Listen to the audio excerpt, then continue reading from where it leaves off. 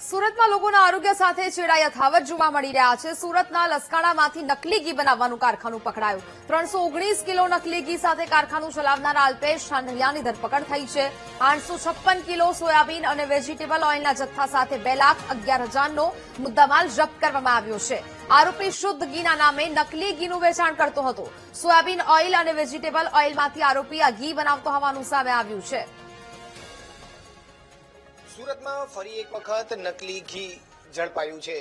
સુરતની લસકાણા પોલીસ અને food and drugs જે એસએમસી ટીમ છે તેને સાથે રાખીને ખૂબ જ મોટા પ્રમાણમાં આ નકલી ઘીનો જથ્થો ઝડપી પડ્યો છે। આપણી સાથે ફૂડ એન્ડ સેફ્ટી અધિકારી બીઆર બ્રહ્મભટ્ટ સાહેબ જોડાયા છે, તેઓની સાથે વાત કરીશું। સાહેબ, સુરતમાં વારંવાર આ નકલી ઘી ઝડપાઈ રહ્યું છે, આ વખતે પણ ઝડપાયું, કઈ રીતનું, કેટલું, શું કહેશો?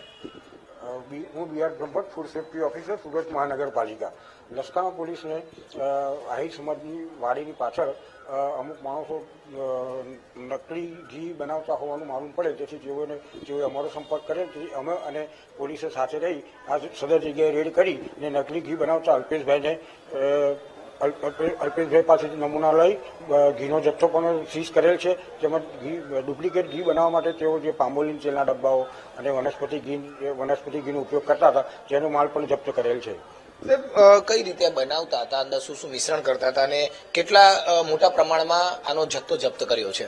તેઓ પામોલીન તેલ અને વનસ્પતિ ઘીનું મિશ્રણ કરી અને ચોખ્ખા શુદ્ધ ઘીના નામે વેચાણ કરતા હતા। કેટલા કિલો ઘી ઝડપી પાડ્યું છે સાહેબ?